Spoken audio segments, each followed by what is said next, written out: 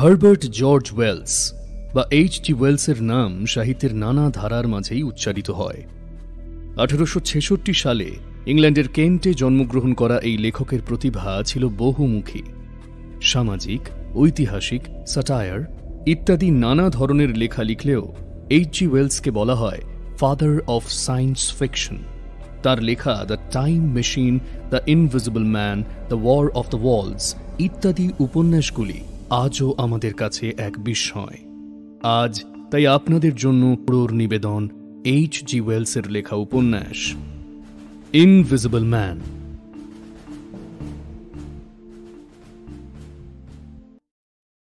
ব্রাম্বলহার্স্ট একটি ছোট্ট rail station. Station হিসেবে এর একমাত্র গুরুত্ব হল এই যে নিকটবর্তী আইপিং শহরে যেতে হলে এইখানেই নামতে হয় ট্রেন থেকে। ফেব্রুয়ারি মাস, সন্ধ্যা হয়ে এসেছে। এবারে ঠান্ডাটাও পড়েছে ভয়ানক। স্থানীয় লোকেরা বলে, এরকম ঠান্ডা বহুদিন পড়েনি। এই দেখছো না, সন্ধে হতে না হতেই তাই রাস্তা কিরকম কালি হয়ে যাচ্ছে। দেখছি তো সেটাই। সকলেই ফায়ার প্লেসের পাশে বসে একটু আগুন পোয়াতে পোয়াতে খোশ গল্প করে। রাস্তায় থেকে তুষার বৃষ্টিতে ভিজে কে আর নিউমোনিয়া ধরাতে চায়। আজ সূর্যদেবও ফাঁকি দেবার তালে বেলা 2টো থেকেই আকাশ থেকে বিদায় নিয়েছেন। তাই 4টে বাজতেই আইপিং শহরের বুকে নেমে এসেছে অন্ধকার। রেল স্টেশনেও আজ আর যাত্রীর ভিড় নেই।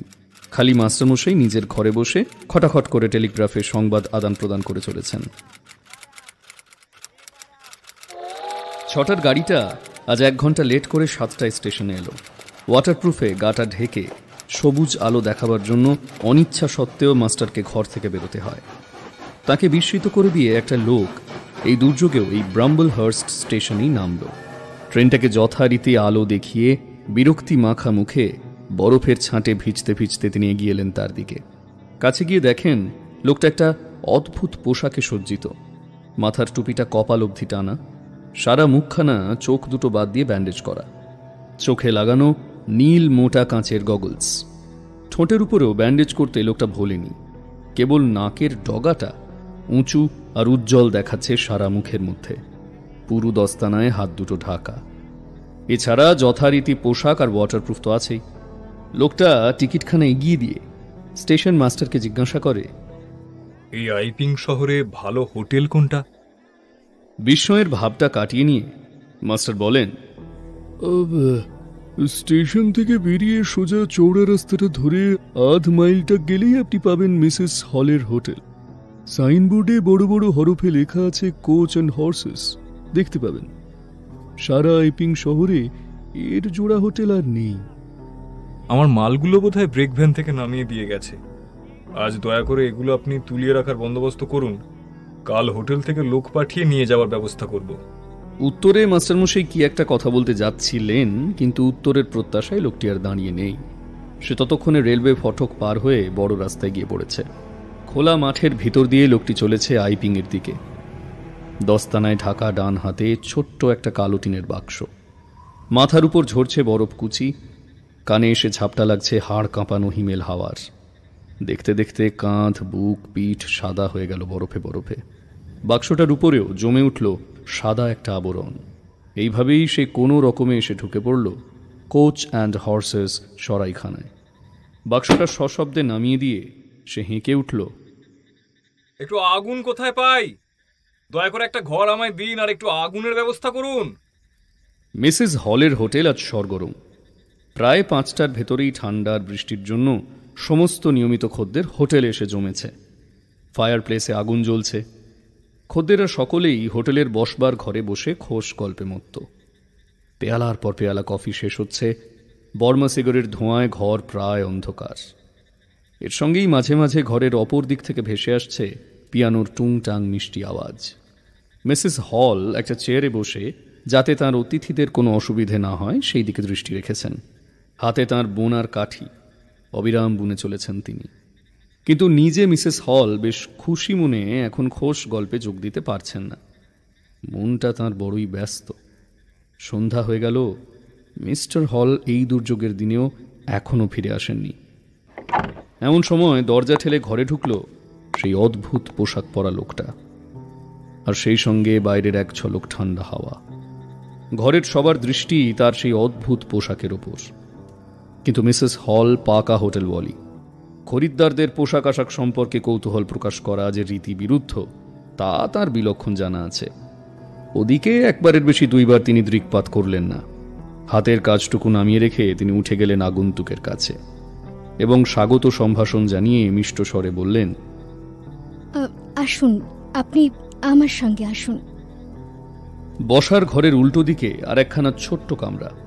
মাথার টুপি আর গায়ের কোট থেকে বরফ কুচিগুলো ঝেড়ে ফেলে দিয়ে আগন্তুক সেই দিকে গিয়ে চললেন মিসেস হলের অনুসরণ করে। কথাবার্তায় বেশি সময় লাগলো না। দুটো মোহর আগাম পেয়ে মিসেস হল বললেন, আচ্ছা শুনুন, আপনি শোবার ঘর পাচ্ছেন ওপরে, তবে খাওয়া দাওয়া এবং ওঠা বসার জন্য আপনি এই বিশ্রাম কক্ষটা ব্যবহার করতে পারবেন। এটাও আপনার নিজস্ব অধিকারেই থাকবে। এই বলে অতিথিকে সঙ্গে নিয়ে উপরে উঠে চলে গেলেন মিসেস হল। একখানা মোটামুটি সাজানো ঘরে প্রবেশ করে তিনি বললেন, আচ্ছা শুনুন, আপনার শোবার ঘর হবে কিন্তু এটাই। তারপর আবার নেমে এলেন নিচে। অগ্নিকুণ্ডে কাঠ সাজানোই ছিল, তাতে আগুন ধরিয়ে দিয়ে তারই কাছে একখানা আরাম কেদারা টেনে নিয়ে এলেন মিসেস হল। তাহলে আপনি একটু চাঙ্গা করে নিন নিজেকে, ততক্ষণ বরং আমি আপনার খাবার দাবারের জোগাড় করি। মনটা হোটেলওয়ালির খুবই খুশি। এই দারুণ শীতকালে আইপিংয়ে বাস করতে আসবে বাইরের কোনো লোক, এ তো কল্পনাতীত ব্যাপার। তাই সে লোক আবার কোচ অ্যান্ড হর্সেস হোটেলে এসে উঠবে, দর কষাকষি না করে হোটেলওয়ালির সব শর্তেই রাজি হয়ে যাবে এবং সবচেয়ে বড় কথা, না চাইতেই ঝাড়াকসে দুটো মোহর ঝনঝন করে ফেলে দেবে টেবিলের উপরে। এমন খদ্দেরের কথা মিসেস হল স্বপ্নেও কোনোদিন ভাবতে পারেননি। এখন দেখতে হবে খদ্দেরটা যাতে টিকে যায়। একটু যত্ন করা দরকার ওকে। খাবারটা সময় মতো যোগান দেওয়া, ঘন্টা বাজালে সঙ্গে সঙ্গে মিলি মেয়েটাকে উপরে পাঠানো, এদিকে মন দিতে হবে একটু। অতএব মাংসটা আধ সিদ্ধ হওয়ার সঙ্গে সঙ্গেই মিলিকে ডাক হাঁক শুরু করে দিলেন মিসেস হল। মেয়েটি একটু ভারী কিচালি চলে, যেমন আর কি দস্তুর ও শ্রেণীর মেয়েদের। চোখা চোখা বাক্যবাণে বিদ্ধ করে ওদের দিয়ে চটপট কাজ করিয়ে নেওয়া শক্ত। তাই ওকে শুধু স্টোভের দিকে নজরটা রাখতে বলে টেবিল ক্লথ, প্লেট, গ্লাস এসব মিসেস হল নিজেই নিয়ে চললেন নিচের বিশ্রাম কক্ষে। অতিথি তখনও বসে আছে সেই আরাম কেদারায়। আগুন জ্বলছে দাউ দাউ করে ঠিক তার পায়ের কাছেই। তবু কি আশ্চর্য, লোকটা না খুলেছে মাথার টুপি, না খুলেছে গায়ের কোট। চেয়ারে বসে বাইরের দিকে তাকিয়ে রয়েছে খোলা জানালা দিয়ে। উঠোনে বরফ জমে গিয়েছে গাদা গাদা, তাই দেখছে সম্ভবত। হাতে দস্তানা রয়েছে তখনও। দুখানা হাত বুকের উপর রেখে লোকটি যেন গভীর চিন্তায় ডুবে গিয়েছে একেবারে। কাঁধের উপর জামায় বরফ দানা বেঁধে গিয়েছিল মেঠো পথে আসার সময়। সে বরফ গলে গলে পড়ছে আগুনের তাপে। ঘরের কার্পেট যাচ্ছে ভিজে। এটা আবার ভালো লাগবার কথা নয় মিসেস হলের। তিনি একটু ব্যস্তভাবেই বললেন, বলছি, আপনি যদি বলেন তাহলে আপনার টুপি, কোট ওগুলো রান্নাঘরে নিয়ে গিয়ে শুকোতে দিই। হোটেলওয়ালির দিকে ফিরে তাকানোর দরকার বুঝল না লোকটা। বাইরের দিকে দৃষ্টি নিবন্ধ রেখেই জবাব দিল, না। মিসেস হলের মনে হল অতিথির উত্তরটা ঠিক ঠিক কর্ণগোচর হয়নি তাঁর। আবারও তিনি তুলতে যাচ্ছিলেন কথাটা, এমন সময় সে মুখটা ঘুরিয়ে তাঁর দিকে তাকালো। এসব থাকুক, এসব পরে থাকতেই আমার ভালো লাগে। কথাটার উপরে বিশেষ একটু জোর দিয়েছে ও। অর্থাৎ সে চায় যে হোটেলওয়ালি ভবিষ্যতেও যেন মনে রাখে কথাটা। সে যা হোক, ঘাড় বেঁকিয়ে মুখখানা ঈষৎ ঘোরানোর দরুন মিসেস হল এতক্ষণে সুযোগ পেলেন সে মুখখানা এক নজর দেখে নেবার। কি বিদকুটে চেহারা, চোখে ইয়া বড় বড় নীল কাঁচের চশমা, লম্বা সাদা ঝুলপিতে দুটো গালি ঢাকা। সে ঝুলপি এসে নেমেছে একেবারে কোটের কলার পর্যন্ত। ফলে মুখের আসল চেহারা কারো চোখে পড়ারই উপায় নেই, একমাত্র ওই নাক ছাড়া অবশ্য। নাকটা ভালো, যেমন উঁচু তেমনি উজ্জ্বল গোলাপি তার রং। কিন্তু নাকটা ভালো হওয়ার দরুনই কুশ্রী মুখখানাকে আরও বেশি কুশ্রী দেখাচ্ছে। অন্য ক্ষেত্রে মিসেস হলের পক্ষে মেজাজ ঠান্ডা রাখা সহজ হতো না এরকম অবস্থায়। কার্পেট ভিজে গেল বরফ গলা জলে, অথচ বেয়াড়া অতিথি গা থেকে কোট খুলবে না। হ্যাঁ, অন্য ক্ষেত্রে হতো না সহজ। এ ক্ষেত্রে যে তা হলো তা শুধু এই কারণে যে নগদ এবং দুটো মোহর প্রাপ্তির স্মৃতি তার মনে উজ্জ্বল রয়েছে তখনও। তিনি শুধু উত্তর করলেন, হয়তো ঈষৎ তিক্ত স্বরেই উত্তর করলেন, সে যা ভালো বোঝেন আপনি তাই। তবে ঘরটা তো ক্রমেই গরম হয়ে উঠছে। আর কোনো উত্তর নেই। মুখ আবার ফিরিয়ে নিয়েছে লোকটা। এখন এ লোকের সঙ্গে আলাপ জমানোর চেষ্টা বৃথা হবে এরকম একটা ধারণা ততক্ষণে এসে গিয়েছে মিসেস হলের মাথায়। তিনি তাড়াতাড়ি বাসনকোসনগুলো সাজিয়ে ফেললেন টেবিলে, তারপর বেরিয়ে গেলেন এক ঝাপটা দমকা হাওয়ার মতো। যখন ফিরে এলেন, অতিথি জানালার কাছে দাঁড়িয়ে আছে, মুখ তখনও বাইরের দিকে ঘোরানো, ঠিক যেন একটা পাথরের মূর্তির মতো নিশ্চল। পিঠটা একটু কুঁজো, কলার খাড়া করে টুপির সাথে মেশানো। সে টুপির কাঁধ থেকে তখনও জল ঝরছে। মুখ আর কান পুরোপুরি ঢাকা। ডিম আর মাংস সশব্দে টেবিলে নামিয়ে দিয়ে মিসেস হেঁকে উঠলেন। মশাই, খাবার দেওয়া হয়েছে। বিরক্তির ঝাঁঝ সে কথায়। ধন্যবাদ, বলল লোকটা, কিন্তু মিসেস বেরিয়ে যাওয়ার আগে কিছুতেই জানালা থেকে নড়ল না। তারপর দরজা বন্ধ হওয়ার শব্দ যখন কানে গেল, তখন সে টেবিলের দিকে ফিরে সেদিকে এগিয়ে এলো বেশ দ্রুত পদেই।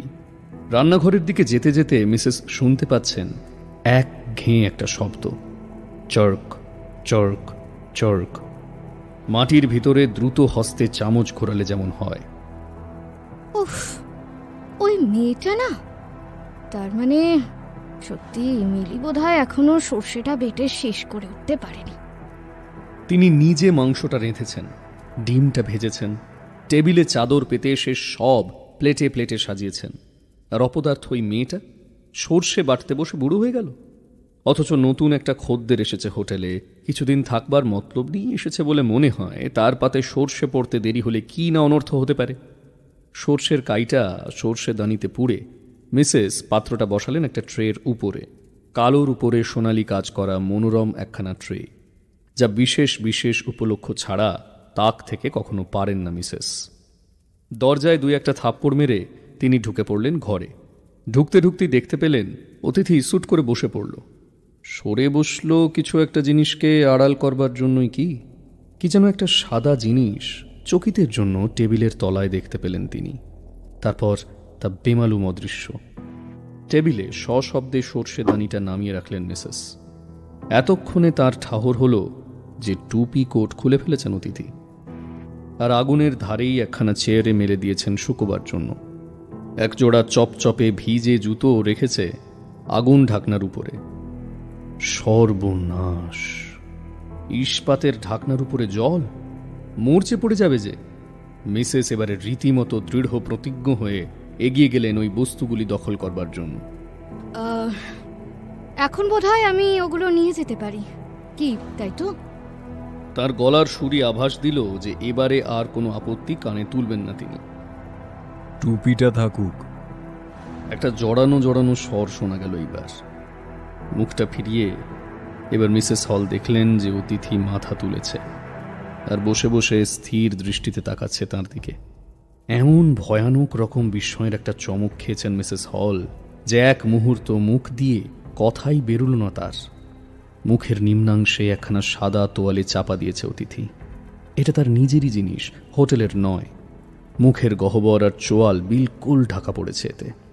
স্বরটা জড়ানো জড়ানো লেগেছিল সেই কারণেই। অবশ্য সেই কারণটা এমন কিছু নয় যার জন্য চমকাতে হবে মিসেস হলকে। তিনি চমকে গিয়েছেন যা দেখে তা হলো এই যে নীল চশমার উপর থেকে অতিথির গোটা কপালটা জুড়েই সাদা একটা ব্যান্ডেজ বাঁধা রয়েছে। শুধু তাই নয়, দুই কানের ব্যান্ডেজ আরও দুটো, অর্থাৎ সমস্ত মুখখানার ভিতরে গোলাপি রঙের সমুন্নত নাসিকাটি ছাড়া আর কিছুই দৃশ্যমান নয় লোকটির। ওই নাক গোড়া থেকে এখন পর্যন্ত সমান উজ্জ্বল, সমান গোলাপি এবং সমান ঝকঝকে। গাঢ় বাদামি একটা জ্যাকেট ওর পরনে। গলায় তার কলার উপর দিকে খাড়া করে দেওয়া রয়েছে। ঘন সোনালি চুল বিভিন্নমুখী ব্যান্ডেজের এপাশ ওপাশ দিয়ে ছড়িয়ে পড়েছে নানান দিকে নানান ভঙ্গিতে। কোথাও নিয়েছে লেজের আকার, কোথাও বা শিঙের। মোটের উপরে লোকটির মুখশ্রী দাঁড়িয়েছে একেবারে কল্পনাতীত রকমের অদ্ভুত। এরকম একখানা মুখ হঠাৎ সম্মুখে দেখবার কল্পনাই করেননি মিসেস হল। যখন সত্যি সত্যি তা দেখতে হলো, তিনি একেবারে কাঠের মতো শক্ত হয়ে গেলেন। অতিথি তোয়ালে খুলে নেয়নি মুখ থেকে, ধরে আছে একখানা হাত দিয়ে, সেই হাতও বাদামি দস্তানায় ঢাকা। নীল চশমার আড়ালে চোখের দৃষ্টিতে কি ভাব ফুটে উঠেছে এই মুহূর্তে তা অবশ্য আন্দাজ করার উপায় নেই, কিন্তু সে চশমা যে স্থির লক্ষ্যে মিসেসকেই তাক করছে তাতে কোনো ভুলই নেই। মুখাবরণ সেই সাদা তোয়ালের আড়াল থেকে এবারে রীতিমতো স্পষ্ট একটা উক্তি শোনা গেল, টুপিটা থাকুক। রীতিমতো একটা প্রবল ধাক্কাই লেগে গিয়েছিল মিসেসের স্নায়ুতে। তবে সে ধাক্কা কাটিয়ে উঠলেন তিনি ক্রমশ। টুপিটা আবার চেয়ারে রেখে দিলেন আগুনের কাছেই। তারপর শুরু করলেন, আমি আমি তো জানতাম না মশাই যে। এরপরে আর কি বলা যায় তা ঠাউর না পেয়ে তিনি চুপ করে গেলেন বিব্রতভাবে। ধন্যবাদ। বিরস কণ্ঠে এই বলে অতিথি একবার তাকালো দরজার দিকে, তারপর তাকালো মিসেসের পানে, তারপরে আবার দরজার দিকে প্রসারিত হলো তার দৃষ্টি। আচ্ছা, ঠিক আছে, আমি এক্ষুনি জামা শুকিয়ে নিয়ে আসছি। এই বলে মিসেস ঘর থেকে বেরিয়ে গেলেন কাজে কাজেই। বেরিয়ে যেতে যেতেও ফিরে না তাকিয়ে পারলেন না একবার। তখন অতিথি সাদা ব্যান্ডেজে বাঁধা কপালের সামনে সাদা তোয়ালে উঁচু করে ধরে আছে, আর সেই সাদার ফাঁক দিয়ে নীল চশমার স্থির দৃষ্টি তখনও প্রসারিত রয়েছে অপশ্রিয়মানা মিসেসের দিকে। পিছনে দরজাটা বন্ধ করতে করতে বার কতক মিসেসকে শিউরে উঠতে হলো, কে জানে কেন। তবে বাইরে বেরুবার পরেও মুখে যে তার বিস্ময় আর আতঙ্কের একটা আভাস স্পষ্ট হয়ে ফুটেছিল তাতে সন্দেহ নেই কিছু। নিজের মনেই তিনি দু একবার বললেন, এ কি রে বাবা, কি কাণ্ড! এমন তো আগে কোনোদিন দেখিনি। ওই চিন্তাতেই এমন তন্ময় হয়ে রইলেন তিনি যে রান্নাঘরে ফিরে যাওয়ার পরেও মিলিকে বকাঝোকা করার কথা একবারও মনে হলো না তাঁর। অতিথি তখনও নিজের আসনে বসে আছে নিশ্চল হয়ে। দূরে, আরও দূরে মিলিয়ে যাচ্ছে মিসেসের পায়ের শব্দ, তবু বসে আছে কান খাড়া করে। যখন সে শব্দ আর শোনা যাচ্ছে না, তখন একবার সন্দিগ্ধ দৃষ্টিতে তাকিয়ে দেখল খোলা জানালার দিকে। জানালার ওপিঠেও যখন দেখা গেল না কাউকে, তখন, একমাত্র তখনই মুখ থেকে তোয়ালে সরিয়ে ফেলে অতিথি আহারে মন দিল। আবার এক চামচ তুলল মুখে,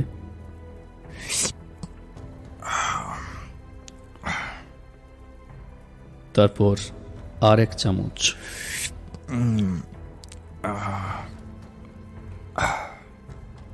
তারপরই হঠাৎ উঠে জানালার সার্সিটা বন্ধ করে দিল একেবারে। এইবার ঘরের ঠিক গোধূলি বেলার মতো আধো অন্ধকার। এবারে নিশ্চিন্ত হয়ে সে আহারে বসল। রান্নাঘরে মিসেস হল তখন নিজের মনে বলছেন, আরে বেচারি, বোধহয় কোনো দুর্ঘটনায় পড়েছিল, আর তাও যদি না হয় তো তো অস্ত্র করতে হয়েছিল মুখে। আমি না সত্যি কি ভয়ই না পেয়ে গিয়েছিলাম ওই ব্যান্ডেজগুলো দেখে। আগুনে কিছু কয়লা চাপিয়ে দিয়ে আলনাখানার ভাঁজ খুলে ফেললেন মিসেস। তারপর অতিথির কোট ছড়িয়ে দিলেন তাতে। তখনও বিড়বিড় করে মুখ চলছে মহিলার। কিন্তু ওই ওই গগলসগুলো, হ্যাঁ, না, মানুষের মতোই দেখাচ্ছিল না মানুষটাকে। না, মানুষের মতো তো দেখাচ্ছিল না, কেমন যেন দেখাচ্ছিল একটা ডুবুরি টুপির মতো, কেমন যেন একটা। আলনার কোণে ঝুলিয়ে দিলেন অতিথির মাফলার।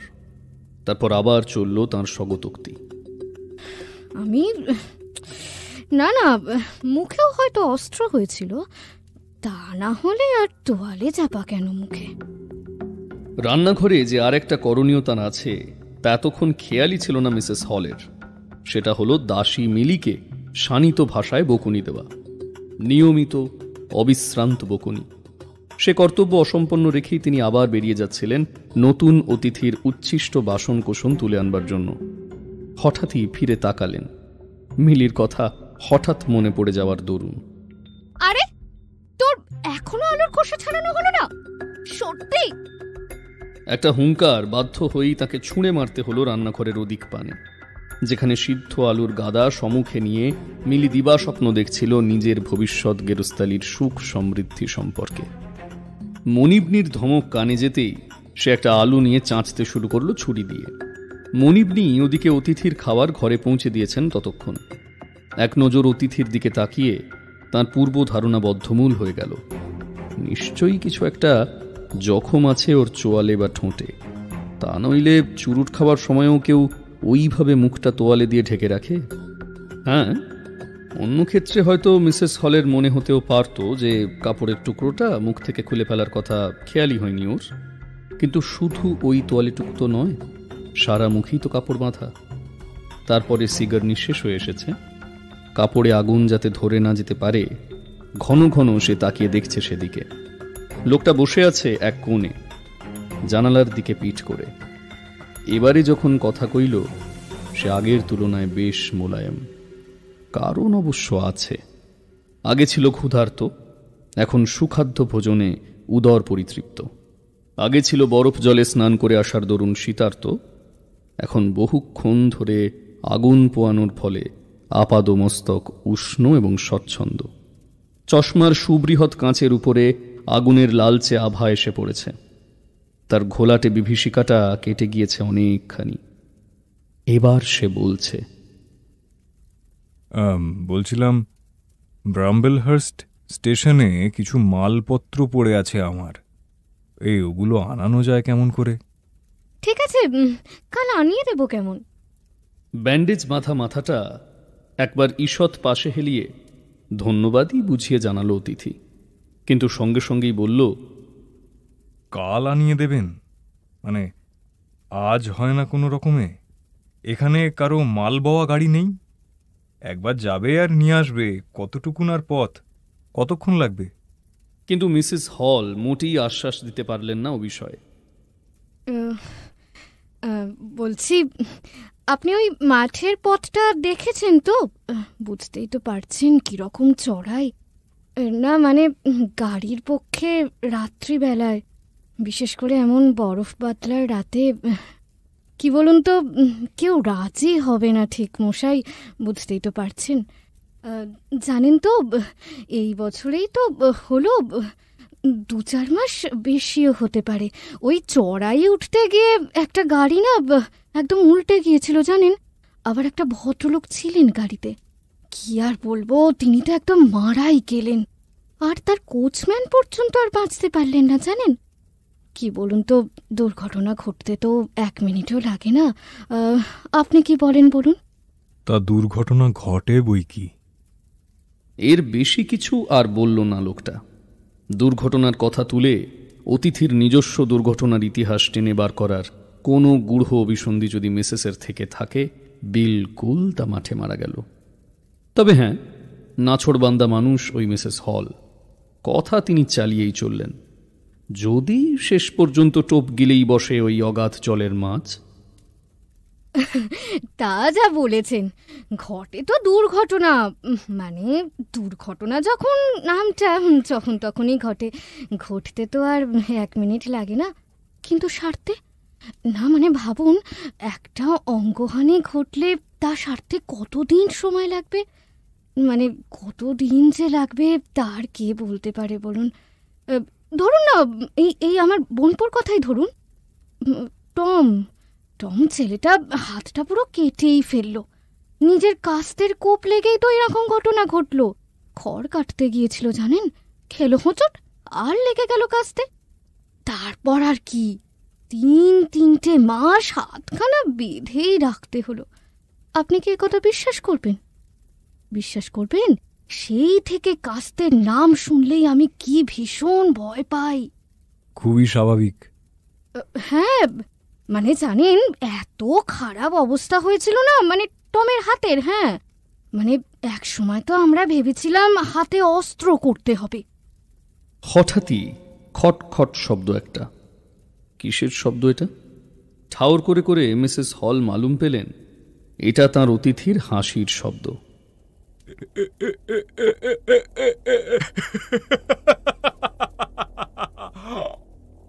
যেমন হঠাৎ শুরু হয়েছিল তেমনি হঠাৎ থেমে গেল সে হাসি। হাসি তো নয়, যেন ঘেউ ঘেউ করে কামড়াতে এসেছিল একটা কুকুর, হঠাৎ তার হাঁ করা মুখ সজোরে চেপে ধরেছে কেউ। ভেবেছিলেন বুঝি? হ্যাঁ, নিশ্চয়। কথাটার উপর বিশেষ জোর দিলেন মিসেস হল। না মানে হাসির কথা তো নয় ব্যাপারটা, অন্তত তাদের পক্ষে তো নয়। মানে তাদের কথা বলছি, টমের সেবা করার ভার যাদের উপরে ছিল, যেমন ধরুন আমি। না আর কি করে করব বলুন তো, দিদির এতগুলো লেন্ডি গেন্ডি যে তাদের নাওয়ানো ধোয়ানো খাওয়ানো ঘুম পাড়ানো নিয়ে সে একেবারে ব্যতিব্যস্ত। তাই আর কি করব, রোগীর ভার আমাকেই বাধ্য হয়ে নিতে হলো। একবার ব্যান্ডেজ বাঁধো, আর একবার ব্যান্ডেজ খোলো, সেই থেকেই বলতেই পারেন যে ব্যান্ডেজ সম্পর্কে আমি সব কিছুই জেনে ফেলেছি, বুঝলেন মশাই। হঠাৎ এই লোকটার সবকিছুই কেমন হঠাৎ হঠাৎ ঘটে। হঠাৎ এসে বলে বসলো একবার, একটা দেশলাই দেবেন, এই চুরুটটা হঠাৎ নিভে গেল। মিসেস নিজের বক্তৃতার তোড়ে ভেসে যাচ্ছিলেন ঠিকই, হঠাৎ যেন চড়ায় আটকে গেলেন। লোকটা অভদ্র, তাছাড়া আর কি বলা যায় ওকে? মিসেস হল এতগুলি কথা শোনালেন নিজের সম্বন্ধে, তার উত্তরে সে কিনা দেশলাই চাওয়া ছাড়া আর কোনো কথাই খুঁজে পেল না। হাঁ করে অতিথির দিকে এক মুহূর্ত তাকিয়ে রইলেন মিসেস। একটা কড়া কথাই হয়তো বলে ফেলতেন, কিন্তু তখনই স্মৃতিপটে ভেসে উঠল নগদ 2 মোহরের কথা। তিনি নিঃশব্দে দেশলাই আনতে গেলেন। দেশলাই পাওয়ার পরে একটা ধন্যবাদ অবশ্য মিসেসকে দিল অতিথি, কিন্তু টমের গল্প পুনরপি ফেঁদে বসবার কোনো সুযোগ দিল না তাকে। নিতান্ত অসভ্যের মতো পিছন ফিরে বসল এবং জানলার দিকে তাকিয়ে রইল বাইরের দিকে। খুবই নৈরাশ্যব্যঞ্জক মিসেস হলের পক্ষে। তবে এটা ঠিক, তার কোপটা ঝোপের উপরেই পড়েছে গিয়ে। এই লোকটা অপারেশন বা ব্যান্ডেজের কথা শুনলে চঞ্চল হয়ে ওঠে। ওকেও ওই সব নিয়ে ভুগতে হয়েছিল নিশ্চয়, এবং হচ্ছে এখনো। তার সাক্ষী ওর সারা মুখখানা জুড়েই রয়েছে ওই একখানা ব্যান্ডেজ।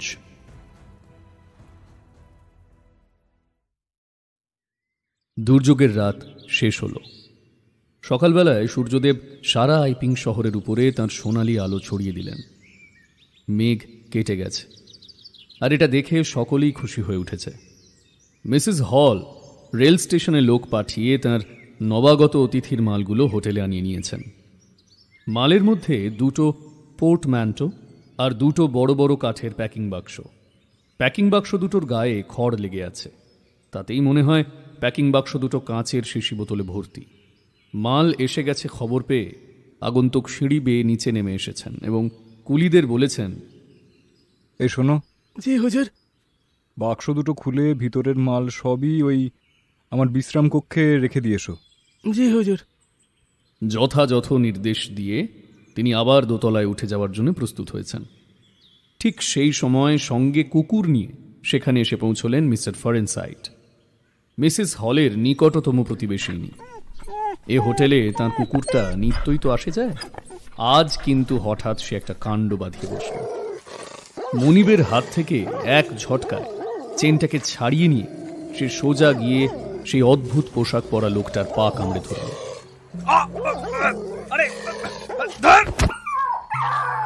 নিজেকে ছাড়াবার ব্যর্থ চেষ্টা কিছুক্ষণ করে লোকটা শেষে অপর পা দিয়ে সজোরে এক লাথি মারল কুকুরের বুকে। কুকুরটা লোকটার পা ছেড়ে দিয়ে কেউ কেউ করে ডাকছে। এদিকে দেখা গেল যে লোকটার প্যান্টের নিচের দিকে ছিঁড়ে গেছে অনেকখানি। মিস্টার ফরেনসাইটের ততক্ষণে চমক ভেঙেছে। তিনি হাতের ছড়ি দিয়ে কুকুরটাকে সজোরে মারলেন এক ঘা। মার খেয়ে কুকুরটা গিয়ে লুকোলো একটা গাড়ির চাকার তলায়। মিস্টার ফরেনসাইটও ছাড়বার পাত্র নন। তিনি হাতের ছড়িটা শূন্যে আস্ফালন করতে করতে বলছেন, বেরিয়ে আয়, বেরিয়ে আয় হতভাগা। আজ আজ আর তোকে আস্ত রাখবো না, বেরিয়ে আয়। ওদিকে নতুন অতিথিও প্যান্ট ছিঁড়ে গেছে দেখে উপরে নিজের ঘরে চলে গেল সেটাকে বদলাবার জন্য। মিসেস হলের স্বামী মিস্টার হল তখন হোটেলে উপস্থিত। গোলমাল শুনে তিনি ছুটে এলেন সেখানে। ব্যাপারটা সব স্ত্রীর মুখ থেকে শুনে তিনি তাকে বললেন, না না না, আমার একবার এক্ষুনি উপরে যাওয়া উচিত। হ্যাঁ, খোঁজ নিয়ে দেখতে হবে তো ভদ্রলোকটি আহত হয়েছেন কিনা। আহত হয়ে থাকলে ডাক্তারকে ডাকাটাও তো দরকার। তিনি সিঁড়ি বেয়ে উঠতে থাকেন। ভদ্রলোকের ঘরের সামনে পৌঁছে তিনি দেখেন যে দরজা বন্ধ। ডাকাডাকি করবেন কিনা ভাবছেন, এমন সময় এক ঝলক ঠান্ডা হাওয়া এসে দরজার পাল্লা খানিকটা খুলে দিয়ে গেল। মিস্টার হল আর অত শত না ভেবে খোলা দরজা দিয়ে সোজা ঘরের মধ্যে ঢুকে পড়লেন। কিন্তু ঢুকেই যা দেখতে পেলেন ঘরের ভিতরে, মিস্টার হলের বুকের রক্ত তাতে তো হিম হবার জোগাড়। তিনি দেখেন যে অবলম্বন ছাড়াই একটা শার্ট শূন্যেতে ঝুলছে। শার্টটা আবার আপনা আপনি ঘরের এদিক ওদিকে যাতায়াত করছে। হকচকিয়ে গিয়ে মিস্টার হল সেই দিকেই তাকিয়ে থাকেন। ক্রমশ শার্টটা তার দিকে এগিয়েও আসে। তারপর সজোরে তাকে মারে এক ঘুষি। ঘুষির ধাক্কায় মিস্টার হল একেবারে ঘরের বাইরে গিয়ে পড়েন। দরজাটাও সঙ্গে সঙ্গে সজোরে বন্ধ হয়ে যায় দড়াম করে। মিস্টার হল মেঝে থেকে উঠে একবারে তিনটে করে সিঁড়ি লাফিয়ে নিচের দিকে নামতে থাকেন। মুখে তার শুধু একটি শব্দ, ভূত ভূত ভূত। মিস্টার হলকে ওভাবে ছুটে আসতে দেখে সকলে বিস্মিত হয়ে গেল। 2 কাপ কফি খেয়ে হল যখন প্রকৃতিস্থ হলেন, আনুপূর্বিক সব ব্যাপার সবিস্তারে বর্ণনা করলেন। এমনকি তিনি যে সেই ভূতের হাতে পিটুনিও খেয়েছেন সে কথা জানাতেও দ্বিধাবোধ করলেন না। মিস্টার হলের কথা শুনে নানা লোকে নানা মন্তব্যই করতে থাকে। শুধু মিসেস হল ঝাঁঝিয়ে উঠে বলেন, দূর বাবা, চুলোয় যাক তো তোমার সেই ভূত। সত্যি তোমার বুড়ো বয়সে ভীমবতী হয়েছে দেখছি। আহা, আগে বলো না, মানে যাকে দেখতে গেছিলে তাকে কেমন দেখলে সেটা তো আগে বলো। ঠিক এই সময় মিস্টার ফরেনসাইটের কুকুরটা চাপা আক্রোশে ফের গড়গড় করতে থাকে। কুকুরটার দৃষ্টি লক্ষ্য করে সকলে সিঁড়ির দিকে চেয়ে দেখে সেই অদ্ভুত পোশাকের লোকটি প্যান্ট বদল করে নিয়ে আবার নিচে নেমে আসছে। স্বাভাবিকভাবেই নিচে নেমে এসে তার মালপত্রগুলো সে উপরে নিয়ে যেতে বলল কুলিদের। এই যে, জি হুজুর। আমি যে বললাম এই মালগুলোকে বিশ্রাম কক্ষে রেখে আসতে। জি হুজুর। এবার সুযোগ পেয়ে মিসেস হল তাকে জিজ্ঞাসা করলেন, বলছি আপনি ভালো আছেন তো? না মানে কুকুরটা আপনাকে? না, আমার সেই রকম কিছুই হয়নি।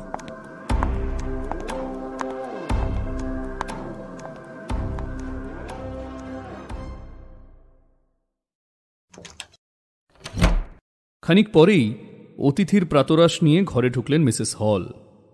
আর ঢুকেই ঘরের অবস্থা দেখে মিসেস হলের চক্ষু স্থির।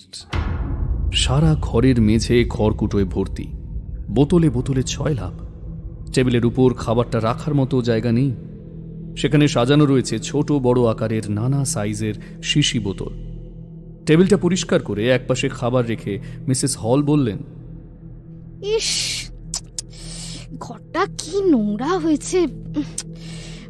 বলছি, আমি কি আপনার কাছে একজন চাকর পাঠিয়ে দেব? না মানে তাহলে সে আপনার ঘরটা সাফ করে দেবে। লোকটি মিসেস হলের দিকে মুখ ফেরালো হঠাৎ। মিসেস হল দেখলেন যে লোকটির চোখে তখন কালো গগলসটা নেই।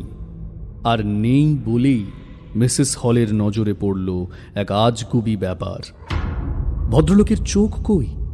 চোখ কপালের নিচ থেকে সব একেবারেই তো ফাঁকা যে।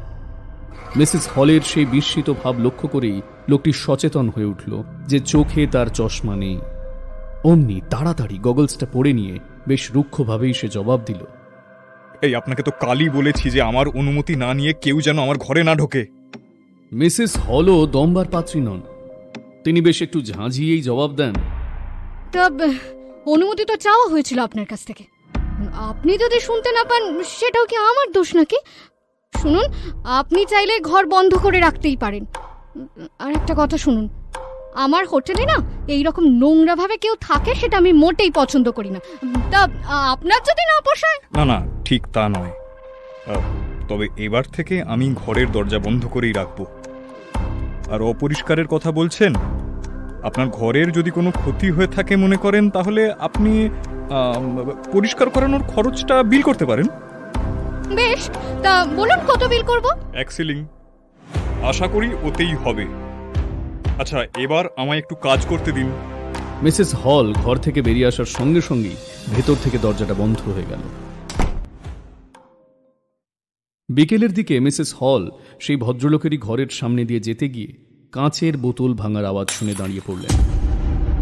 জানলার পাল্লায় কান রেখে শুনতে পেলেন ঘরের মধ্যে কে যেন বোতলগুলো আছড়ে আছড়ে ভাঙছে আর মুখে বলছে, না না না, আর পারলাম না।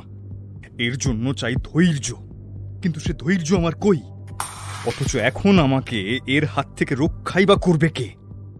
মিসেস হল আরও কিছু শোনবার আশায় জানলার পাল্লায় কান পেতে দাঁড়ালেন, কিন্তু না, আর কোনো শব্দ নেই।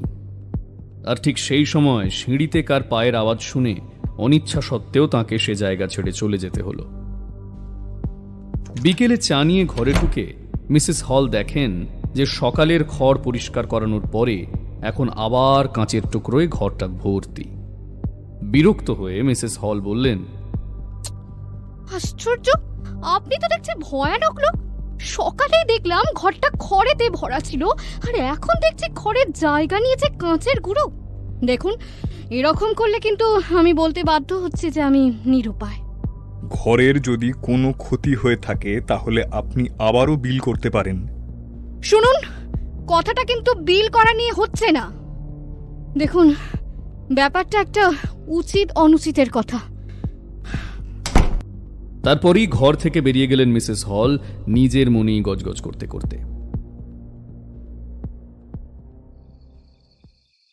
সেদিন সন্ধেবেলা অন্য একটা রেস্টুরেন্টে মিস্টার হামফ্রে আর মিস্টার ফারেনসাইটের মধ্যে কথা হচ্ছিল। হামফ্রে হল গাঁয়ের ঘড়িওয়ালা।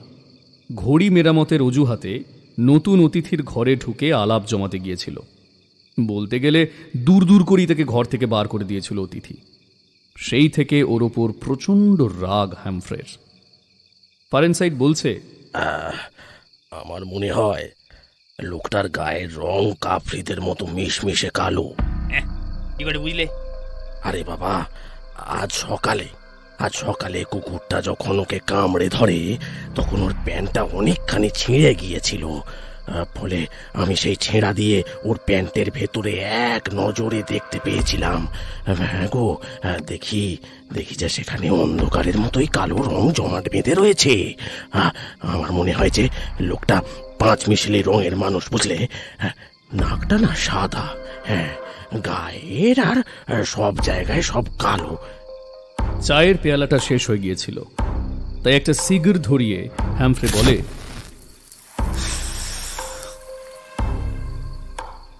তাও কি হয় কখনো? কেন হবে না? ঘোড়ার গায়ে দেখনি?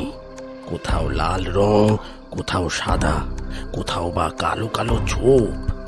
আরে বাবা, মানুষেরই বা তেমনটা হতে পারবে না কেন? আমাদের দেশে হয় না তা ঠিক, কিন্তু যে দেশে মানুষের বুদ্ধি শুদ্ধি গরু ঘোড়ার পর্যায়ের, সে দেশে কেন হতে পারবে না? হ্যাঁ, ও হয়তো তেমন কোনো দেশেরই মানুষ হতেও তো পারে।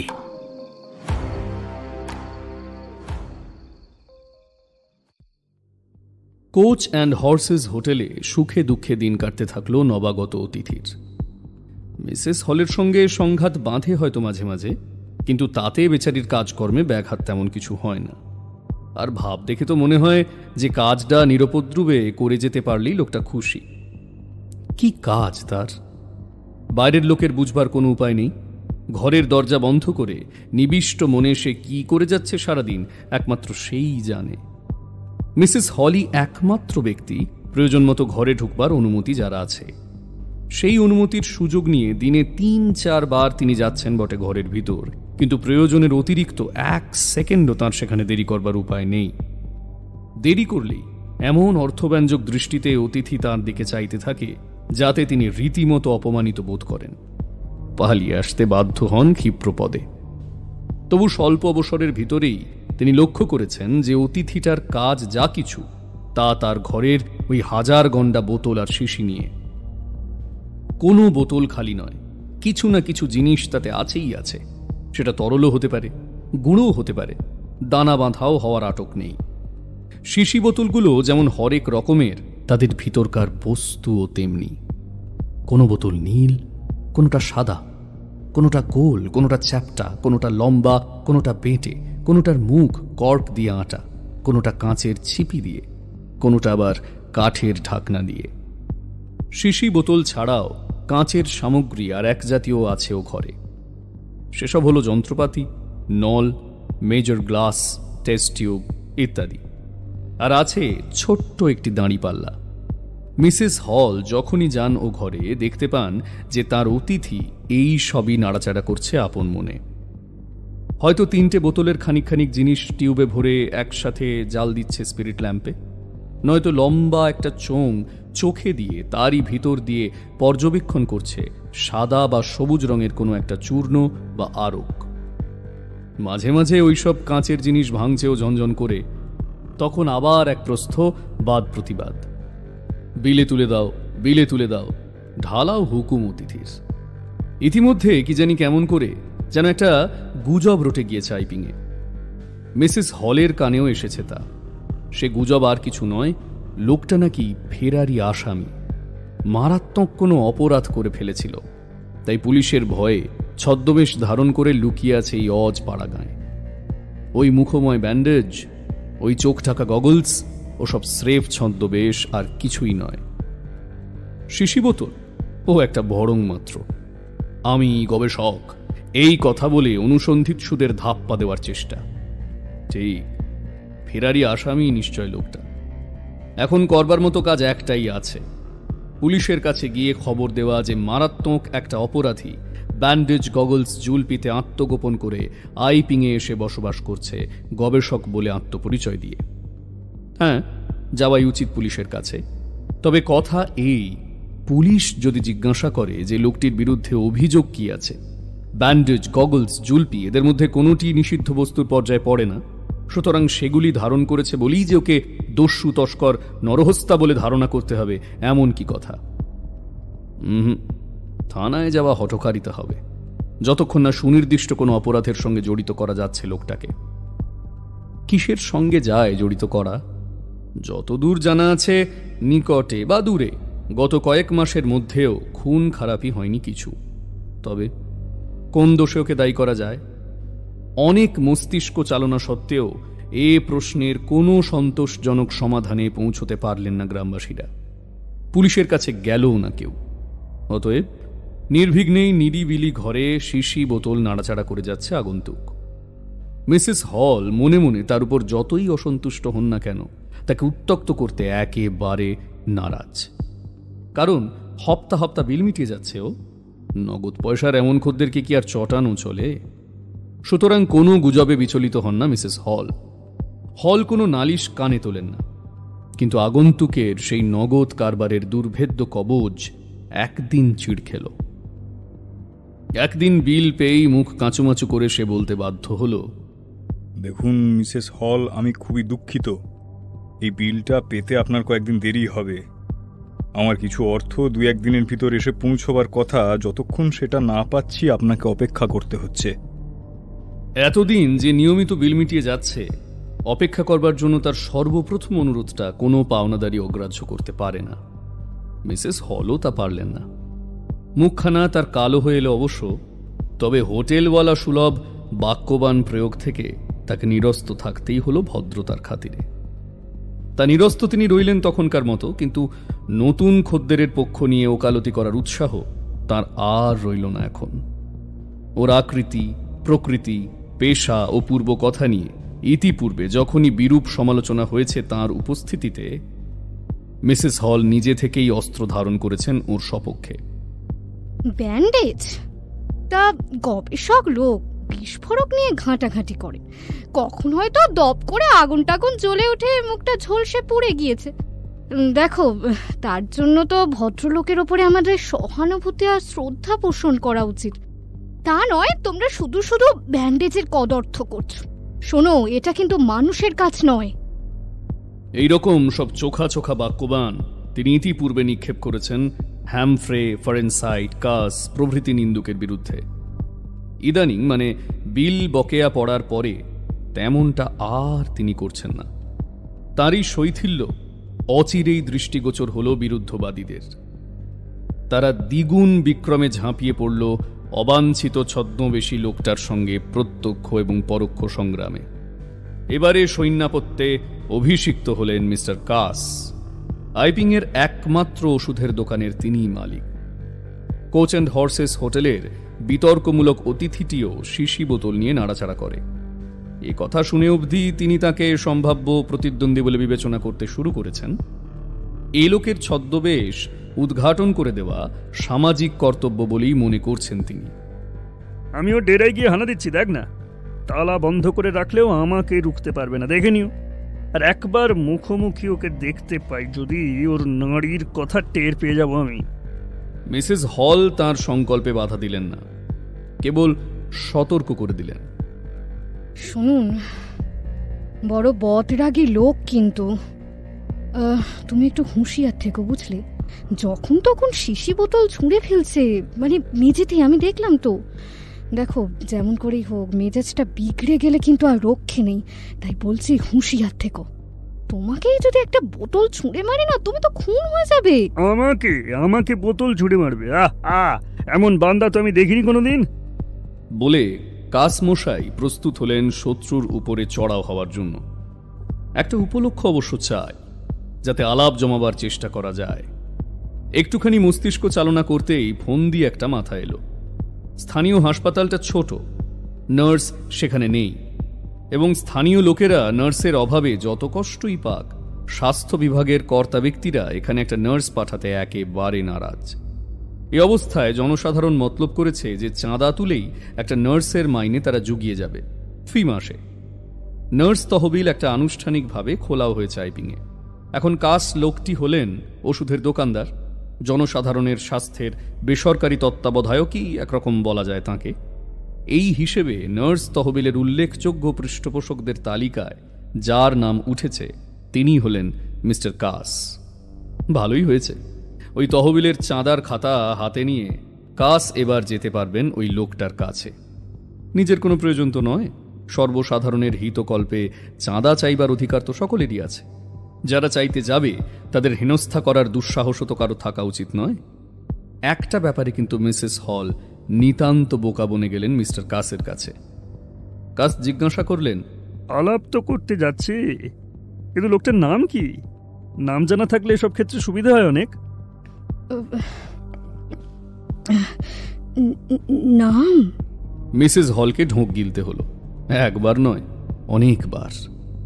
নাম কিছুতেই মনে করতে পারছেন না। এ কেমন হলো? এতদিন বসবাস করছে এই হোটেলে, অথচ মিসেস হল একদিনের তরেও নাম জিজ্ঞাসা করেননি তার।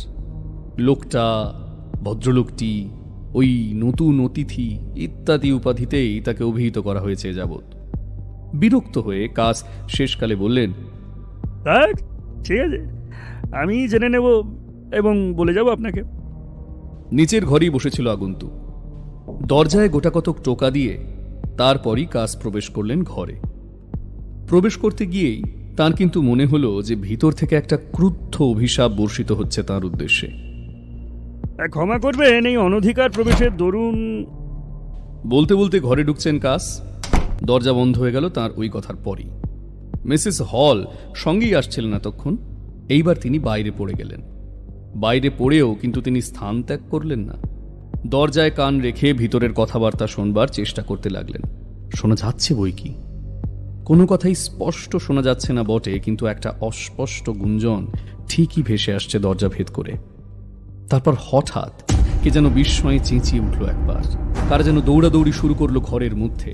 একটা চেয়ার যেন কে ছুঁড়ে মারলো সশব্দে। তারপর একটা কর্কশ হাসি, তারপর দরজার দিকে দ্রুত ধাবনের আওয়াজ, আর তারপরেই কাস মহাশয়ের আলুথালু বেশে আবির্ভাব। তার মুখ রক্তহীন ফ্যাকাশে, ঘাড় বাঁকিয়ে, দু চোখের দৃষ্টি তিনি পিছন পানে নিবদ্ধ রেখেছেন। কে আবার ঢুকলো এখন এখানে? আরে এই কাজের সময় কারা? আরে কি, কেন বুঝতে কেন কেন বেরোন না এখান থেকে।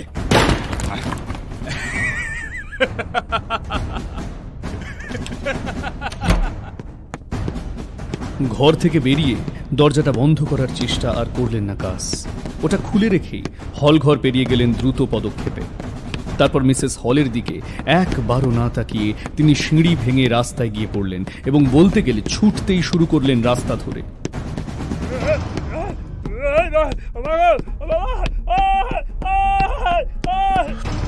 টুপিটা মাথায় পড়বার কথা ভুলে গিয়েছেন ভদ্রলোক। ঘরে ঢুকবার সময় মাথা থেকে খুলে হাতে নিয়েছিলেন, এখনো তা হাতেই রয়েছে। মিসেস হল পূর্ববৎ দরজা ঘেঁষে দাঁড়িয়েই রয়েছেন। খোলা দরজা দিয়ে দৃষ্টি সঞ্চালন করছেন নতুন অতিথির উপবেশন কক্ষের ভিতর। অতিথি কি হাসছে নাকি? খুব জোর গলায় না হাসুক, হাসছে নিঃসন্দেহে।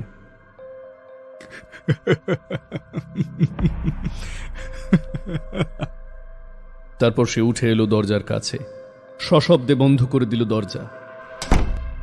এইবার সব নিস্তব্ধ একেবারে। অতিথি দরজার কাছেই এসেছিল, তবু মিসেস তার মুখ দেখতে পাননি।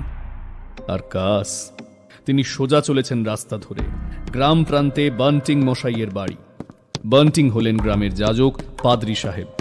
বান্টিং এর লেখাপড়ার জন্য ছোট একখানা ঘর আছে। একান্তই তা এলোমেলো অবস্থায় থাকে।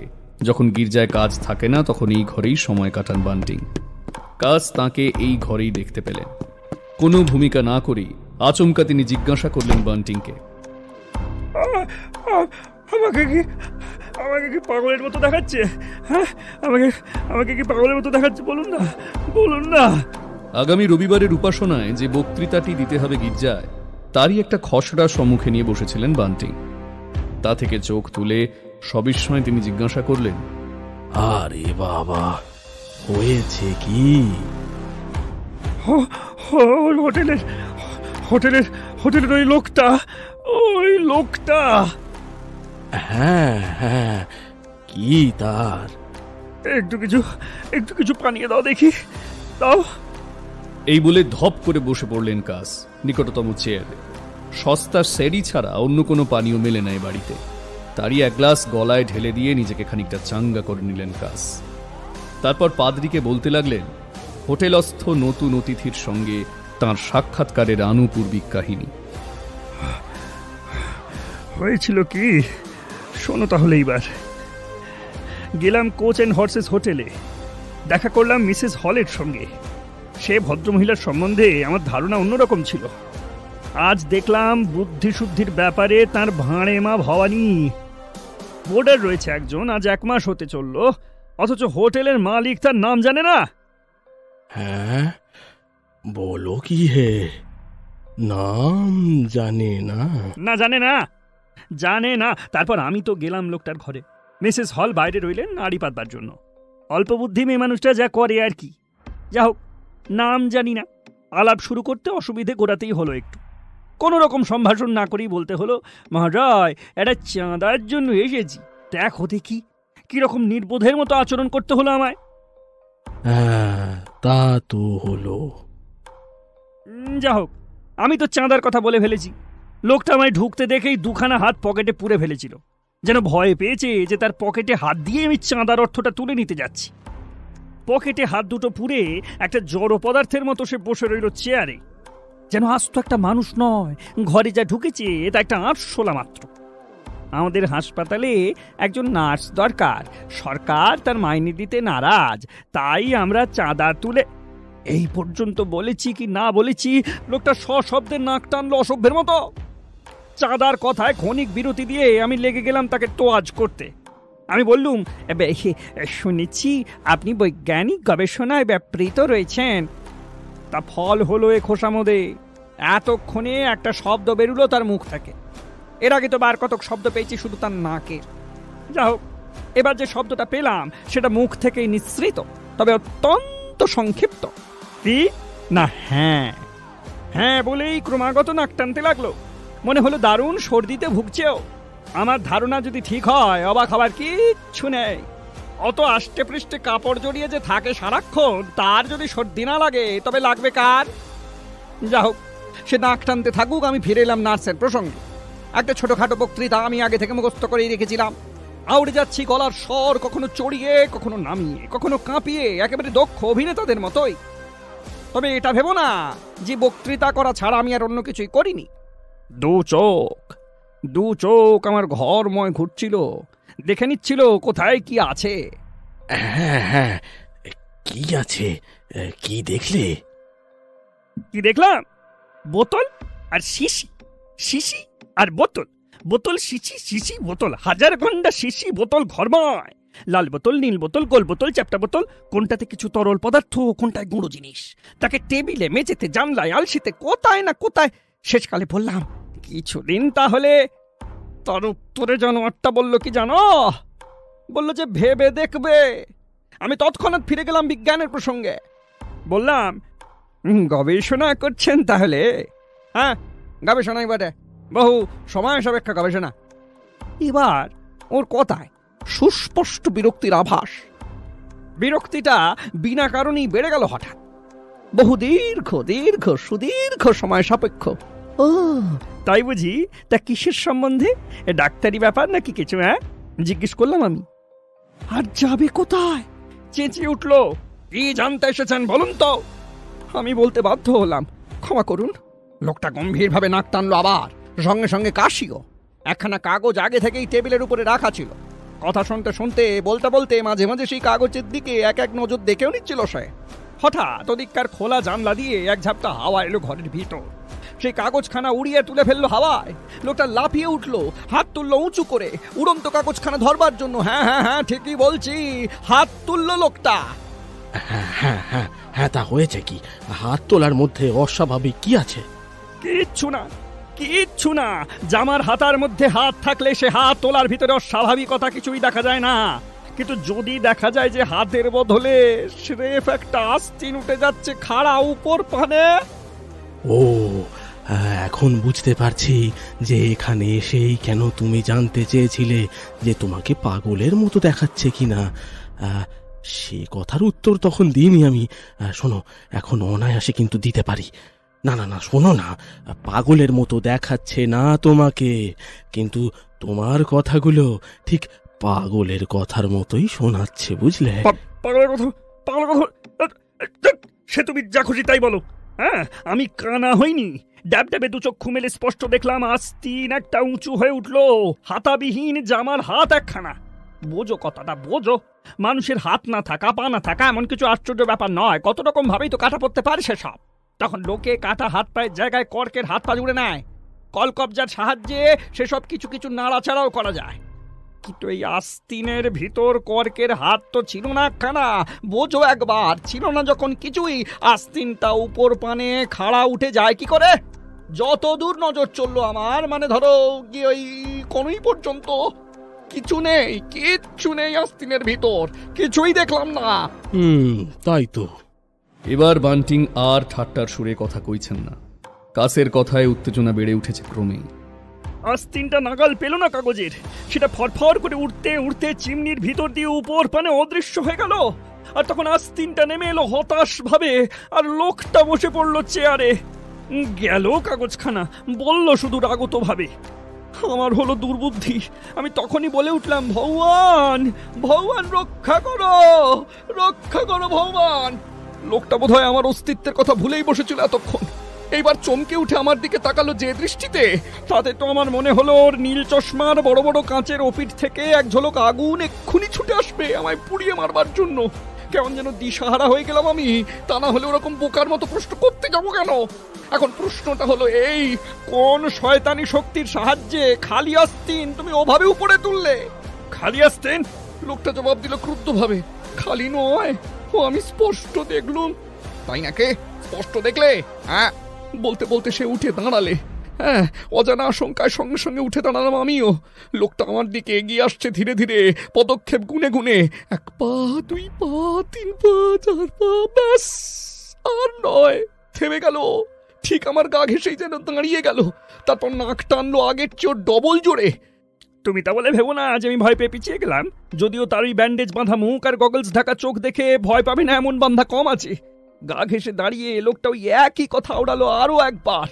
তুমি বলছো আস্তিনের ভিতর কিচ্ছু নেই, তা বলছি বই, দেখিনি যখন, এখনো দেখছি না যখন। এইবার হলো কি জানো? হ্যাঁ, জানো কি হলো? বলো বলো। পকেটের ভিতর থেকে আস্তিন টেনে বের করলো লোকটা। অতি ধীরে নিঃশব্দে, তারপর তুললো আস্তিনটা সোজা করে, যেন নীরব ভাষায় বলছে আমাকে, দেখো আরেকবার ভালো করে দেখো সত্যি খালি কিনা আস্তিন। ধীরে ধীরে ও তুলছে ওটা, নিঃশব্দে তাকিয়ে আছি আমি, তাকিয়েই আছি যেন অনন্তকাল। তারপর গলা ঝেড়ে কথার উপর একটু বেশি রকম জোর দিয়ে আমি বললাম, নেই তো, ওতে সত্যি কিছু নেই তো। না বলে কি করি, চুপ মেরে যাওয়া তো ভয় পাওয়ার লক্ষণ। কিন্তু সত্যি বলতে কি, একটু একটু ভয় ভয় আমার বাস্তবিকই লাগছিল। সেই ভাবটা চাপা দেওয়ার জন্যই যা হোক কিছু বলা। সত্যি নেই। নাক টানার বদলে লোকটা নাক সেটকালো এবার। তারপর আস্তিনটা ধীরে, অতি ধীরে, লম্বা সোজা করে প্রসারিত করে দিল আমার দিকে। সে কি গো? আরে বলছি কি, সোজা সোজা হাত যার ভিতর নেই, সেই হাতটা সোজা গিয়ে এলো আমার দিকে, এমন ভঙ্গি করে যেন এক্ষুনি পটাং করে এক ঘুষি বসিয়ে দেবে আমার নাকে। তবু আমি ভয় পাইনি, অর্থাৎ পেয়ে থাকলেও তো প্রকাশ করিনি। অবশেষে আস্তিনের ডগাটা আমার মুখের 6 ইঞ্চির মধ্যে এসে গিয়েছে, যখন কিরকম যে গা শিরশির করে। একটা খালি আস্তিন হবে মুখের সামনে খাড়া হয়ে থাকতে দেখলে। তারপর তারপর মনে হলো কি জানো, একটা বুড়ো আঙুল আর একটা তর্জনী, এই দুটো আঙুল দুই দিক থেকে আমার নাকটাকে চেপে ধরে যেন আচ্ছা করে মলে দিল সেটাকে।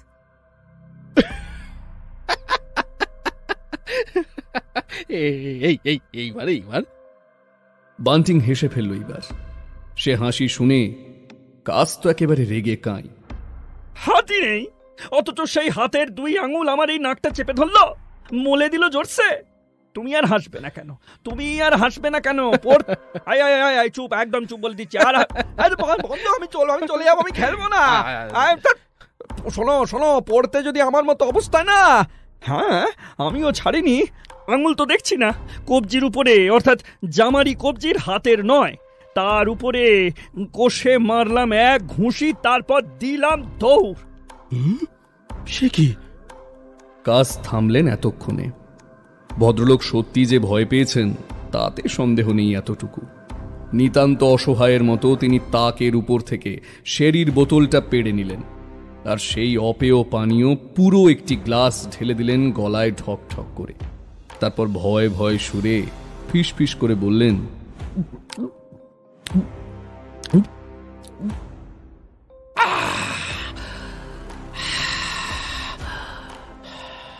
তার জামার কবজিতে যখন মারলাম এক ঘা, তখন বলবো কি তোমায়, মনে হলো যেন রক্ত মাংসের একখানা কবজির উপরেই পড়লো ঘুষিটা। অথচ দিব্যি গেলে বলছি গো, ছিল না গো, আস্তিনের ভিতর হাতও ছিল না, কবজিও ছিল না।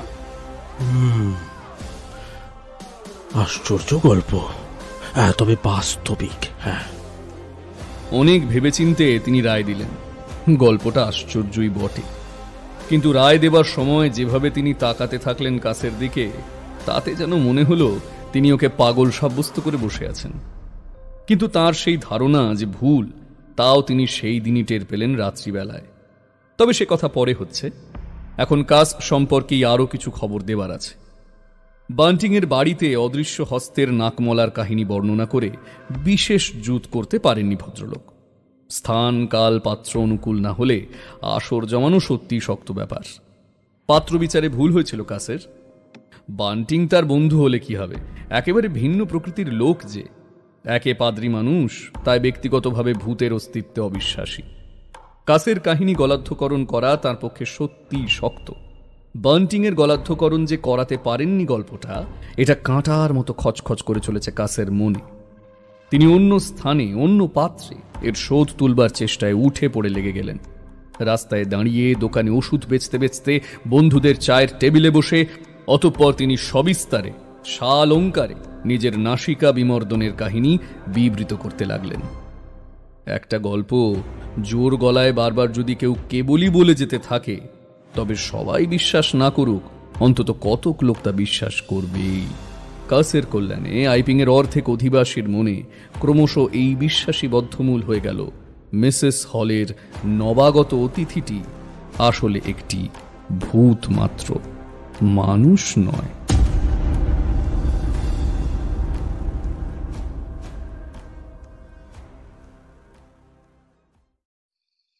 পরের দিন ভোররাত্রে কিসের আওয়াজে ঘুম ভেঙে গেল মিসেস বান্টিংয়ের। তার মনে হলো বারান্দায় কে যেন পায়চারি করছে। বিছানা থেকে উঠে দরজা খুলে এদিক ওদিক দেখতে থাকেন মিসেস বান্টিং। সব শুনে মিস্টার বান্টিং বলেন, আলো না জ্বালালে তুমি দেখতে পাবে কি করে? লণ্ঠনটা আগে জ্বালো, তারপর দেখা যাবে। লণ্ঠনটা জেলে তিনি যখন ঘরের বাইরে এলেন তখন মনে হলো কে যেন নিচে বসবার ঘরের দরজা খুলল। পায়ের আওয়াজও স্পষ্ট শুনতে পান মিস্টার বান্টিং। তার মনে তখন দৃঢ় ধারণা জন্মালো এ চোর না হয়ে কিছুতেই যায় না। খালি হাতে চোরের সামনে যাওয়া ঠিক হবে না, তাই একটা লাঠি জোগাড় করে নেন তিনি। এক হাতে লণ্ঠন আর এক হাতে লাঠি নিয়ে নিঃশব্দে নিচে নেমে আসেন মিস্টার বান্টিং। বলা বাহুল্য যে মিসেস বান্টিংও স্বামীর সঙ্গ ছাড়েন না। সিঁড়ির মুখেই তাদের বসবার ঘর। নিচে নেমে এসে সিঁড়ির মুখে মিস্টার বান্টিং একটু অপেক্ষা করতে বলেন মিসেস বান্টিংকে। আলোটা স্ত্রীর হাতে দিয়ে লাঠিটা সজোরে ধরে বসবার ঘরে প্রবেশ করেন মিস্টার বান্টিং।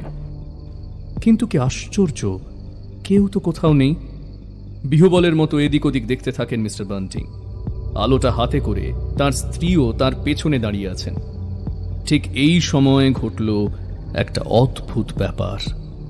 মিস্টার বান্টিং এর লেখবার টেবিলের টানাটা আপনা হতে হঠাৎ খুলে গেল। ঠিক মনে হলো যেন কেউ টেনেই খুলল। সেই টানাটার দিকেই মিস্টার বান্টিং হতভম্বের মতো চেয়ে আছেন। হঠাৎ লক্ষ্য করলেন যে খান কয়েক নোট আপনা থেকে শূন্যে উড়ে যাচ্ছে, আর তারপর শূন্যেই নিজে নিজে দলা পাকিয়ে নোটগুলো অদৃশ্য হলো। চোখের উপর নোটগুলোর এই তিরোধান দেখে ভয়ানক ভয় হয় মিসেস বান্টিং এর। কিন্তু পাদ্রী হলেও পুরুষ তো। মিস্টার বান্টিং এর তখনও ততটা ভয় হয়নি। তার মনে হচ্ছিল যে হয়তো কোনো জাদুকর তার ঘরে প্রবেশ করে মন্ত্র বলেই নোটগুলো অদৃশ্য করছে। তাড়াতাড়ি টানাটার কাছে এগিয়ে যান মিস্টার বান্টিং। গম্ভীর কণ্ঠে বলেন, এই এই হাত তুলে দাঁড়াও, হইলে তোমার মরণ নিশ্চিত। সঙ্গে সঙ্গে এক প্রচন্ড ধাক্কা। কোনো মতে টাল সামলে নেন মিস্টার বান্টিং। ব্যাপারটা কি তা ঠিক বুঝে উঠবার আগেই তার মনে হলো কে যেন তাকে এক ধাক্কায় সরিয়ে দিয়ে চলে গেল। তার পায়ের আওয়াজও তিনি পরিষ্কারভাবে শুনতে পেলেন, কিন্তু কাউকেই দেখতে পেলেন না। আলোটা হাতে নিয়ে পায়ে পায়ে দরজার সামনে এসে দাঁড়িয়েছিলেন মিসেস বান্টিং। ভয়ে তখন তিনি কাঁপছেন। পায়ের আওয়াজটা তাড়াতাড়ি তাঁর কাছে এগিয়ে এসে মারলে তাঁকেও সজোরে এক ধাক্কা। মিসেস বান্টিং তো বাপরে বলে পড়ে গিয়ে একেবারে অজ্ঞান। হাতের আলোটাও ছিটকে পড়ে নিভে গেল। পূর্ব আকাশ তখন বেশ ফর্সা হয়ে এসেছে।